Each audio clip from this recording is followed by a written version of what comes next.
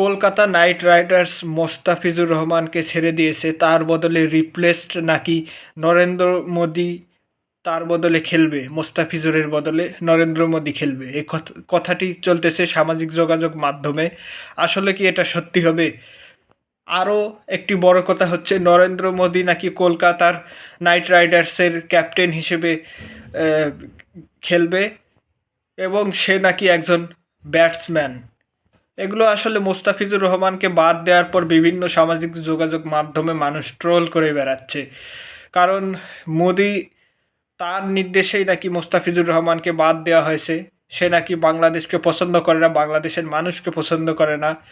সেজন্য মোস্তাফিজুর রহমানকে সে ভারতে দেখতে চায় না কোনো খেলাতে, অথবা তার দেশেই মোস্তাফিজুর রহমানকে যেতে দিবে না, এরকম কথা শোনা যাচ্ছে। কিন্তু মোস্তাফিজুর রহমানের বদলে তো একজন প্লেয়ার দরকার। সেই প্লেয়ারটা কে হবে? মোস্তাফিজুর রহমানের বদলে সেই প্লেয়ার আমরা দেখতে চাই নরেন্দ্র মোদীকে। সে মোস্তাফিজুর রহমানকে বাদ দিয়েছে, সে খেলুক কলকাতার হয়ে।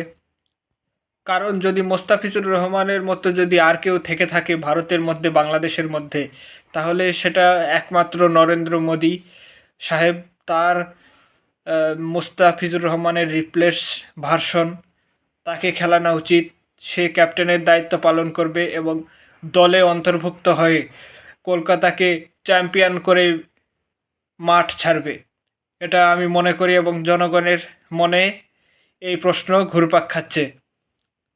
তাহলে কি আমরা নরেন্দ্র মোদীকে সামনের বিপিএল বলতেছি কেন, আইপিএলে দেখতে পাবো? হ্যাঁ, এরকম যদি হয় তাহলে অবশ্যই ভালো হয়। মানুষ দেখতে চায় একজন বৃদ্ধ মানুষ কিভাবে ক্রিকেট ম্যাচ উপহার দেয় মানুষকে। এ ব্যাপারে আগে কোনো দিন হয়নি, প্রথমবার যদি হয় তাহলে খারাপ হয় না আমার মনে হয়। যদি ভিডিওটা ভালো লাগে তাহলে অবশ্যই লাইক, শেয়ার এবং সাবস্ক্রাইব করতে ভুলবেন না। সবাই ভালো থাকবেন এবং সুস্থ থাকবেন। দেখা হবে নতুন কোনো ভিডিওতে। ধন্যবাদ।